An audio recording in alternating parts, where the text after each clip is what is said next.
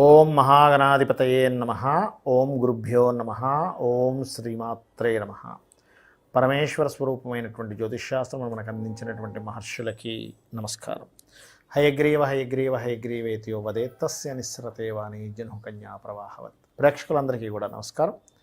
మనం ఇవాళ ప్రతి భార్యాభర్తకి కూడా ఎలా ఉంటుందంటే, భార్యకు ఉంటుందబ్బా నా మాట ఇంతే ఎంత బాగున్నాను, నా మాట వినట్లేదే ఇతను, ఎప్పుడు నా మాట వినడాని పాపం ప్రతి ఒక్కరికి ఆ యొక్క చిన్న లోటు ఉండిపోతుంది, ఎన్ని సంపదలు ఉన్నా ఏమున్నా కానీ. అలాగే మరికొంతమందికి భర్తలకు కూడా ఉంటుంది అలా. అంటే వాళ్ళిద్దరూ అన్యోన్యంగా ఉండాలని ఇక్కడ ఇన్నర్ మీనింగ్ ఏంటంటే, వాళ్ళిద్దరికి బాగా అన్యోన్యత ఉండాలి, మంచి అన్యోన్యతతో ఎప్పుడు హాయిగా సుఖంగా ఉండాలని ఉంటుంది. ఎప్పుడు ఈ గొడవలు ఉండకూడదు, నా మాట వింటే బాగున్ను, ఆయన మాట నేను విన్నాను, నా మాట అంటే ఇద్దరు ఒకరికొకరు మాట వినాలనేటువంటి భావన ఉంటుంది వీరికి. మరి లలితా సహస్రనామాలలో ఎటువంటి శ్లోకాలు చెప్పబడ్డాయి అంటే చక్కటి జీవితం కోసం, ఇది ఎక్కడా కూడా ఇంకొక రకమైనటువంటి భావన లేదండి ఇందులో, బాగా అర్థం చేసుకోండి. ధర్మబద్ధంగా భార్యాభర్తలు అన్యోన్యంగా ఉండడానికి అమ్మవారికి సంబంధించినటువంటి లీలల్లో ఎటువంటి తలుచుకుంటే బాగుంటుంది అని చెప్పి చూసుకున్నట్లయితే, ఇక్కడ 11వ శ్లోకం తీసుకోండి. మందస్మిత ప్రభాపూర మజ్జత్కామేశ మానస. దీని యొక్క అర్థం ఏమిటి అని చెప్పి తీసుకున్నట్లయితే, అమ్మవారి యొక్క మందమైనటువంటి నవ్వుకి అయ్యవారి యొక్క మనస్సు మునకలు వేస్తుందట, కొట్టుకుపోయిందట. అంటే అమ్మవారి యొక్క మందస్మిత ప్రభాపూర మజ్జత్కామేశ మానస, అమ్మవారి నవ్వు, ఆ నవ్వుల వెలుగులో అయ్యవారి యొక్క మనసు మునకలు వేయడము లేదా కొట్టుకుపోవడం జరిగింది. అంత చక్కటి నవ్వుని మీరు కనుక, అమ్మవారి నవ్వుని కనుక అలా తలుచుకుంటూ అందులో మునకలు వేస్తూ కొట్టుకొని పోతున్నటువంటి ఆ మనసు, అంటే ఈశ్వరుడి యొక్క మనసు కొట్టుకుపోతుందంటే ఎంత అద్భుతమైన నవ్వు ఉంది అని చెప్పి మీరు కనుక మననం చేసుకుంటూ ఈ నామాన్ని కనుక చేసుకుంటూ ఉన్నాను అనుకోండి, మందస్మిత ప్రభాపూర మజ్జత్ కామేశ మానస, దీనికి ఓము నమః కలుపుకొని ఓం మందస్మిత ప్రభాపూర మజ్జత్ కామేశ మానస, ఓం మందస్మిత ప్రభాపూర మజ్జత్ కామేశ మానస అని ఏం జరుగుతుందంటే, మీరు ఒక చిరునవ్వు నవ్వంగానే అతనికి కూడా ఒక చక్కగా నవ్వు వస్తుంది. మిమ్మల్ని చూడంగానే ఒక నవ్వు మొహం పెట్టుకుంటాడు. ఎప్పుడైతే ఒకరినొకరు చూడంగానే ఒక స్మైల్ ఫేస్ పెట్టుకున్నాను అనుకోండి, ఏమవుతుంది, వాళ్ళిద్దరి మధ్య మంచి కెమిస్ట్రీ ఉంటుంది. అలాగే ఇందులో మరొక నామం కూడా చెప్పడం జరిగింది లలితా సహస్రనామాల్లో. అదేమిటి అని చెప్పి చూసుకున్నట్లయితే, శివ కామేశ్వరాంకస్త శివ స్వాధీన వల్లభ. అంటే దీని యొక్క అర్థం ఏమిటి? ఎందుకంటే ఎప్పుడూ కూడా అర్థం తెలుసుకొని చేస్తే దాని యొక్క ఫలితం చాలా బాగుంటుంది. శివ కామేశ్వరాంకస్త అంటే శివ అంటే శివుని యొక్క అంకస్తము అంటే ఎడమ తొడమ మీద కూర్చుంది అమ్మవారు. అంటే ఎంత ముద్దుగా కూర్చోబెట్టుకున్నాడు ఈశ్వరుడికి, ఎంత ప్రేమ అండి పార్వతీదేవి అంటే. తొడ మీద కూర్చోబెట్టుకున్నాడంటే ఎంత ప్రేమ అంటే కూర్చోబెట్టుకోవాలి, ఎంత ఇష్టం అంటే కూర్చోబెట్టుకోవాలి.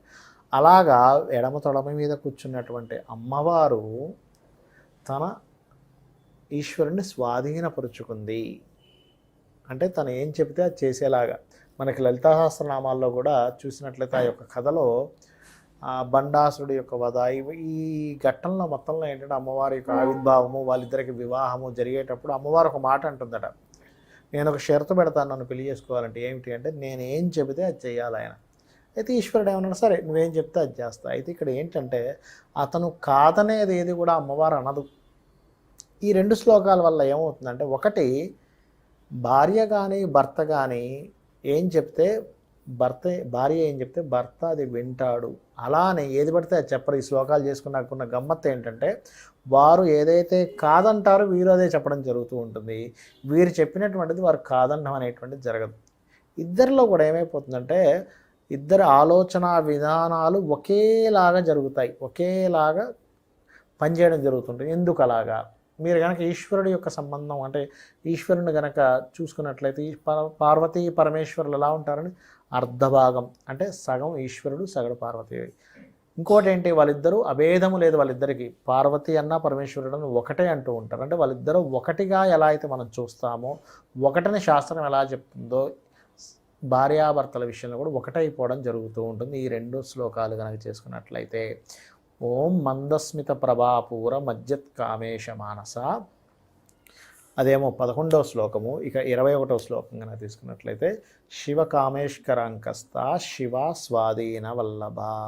దీనికి ముందు ఓము లాస్ట్లో నమః కనుక కలుపుకొని చేసుకున్నట్లయితే మీరు ఎంతసేపైనా చేయండి. ఇది ఎంతసేపే చేయాలి, 11 సార్లు చదువుతానండి, 108 సార్లు చదవమంటారని అడుగుతూ ఉంటారు ఫోన్లు చేసి. గురుగారు నేను పొద్దున్నే లేచి 11 సార్లు సరిపోతుందా? అలా కాదు, మీరు పొరపాటును కూడా లెక్క పెట్టుకోకండి. చేస్తూ పోండి, చేస్తూ పోండి. మీరు ఎంత చేస్తే అంత బలము, ఆ మంత్రం బలం అంత పెరుగుతూ ఉంటుంది. ఈ మంత్రము అమ్మవారిగా భావించండి, అయ్యవారిగా భావించండి, శివపార్వతుల యొక్క స్వరూపంగా భావిస్తూ చేయండి మంత్రాన్ని. అంతేగాని నేను ఏదో నోట్లో అనుకుంటున్నాను అనుకోకండి.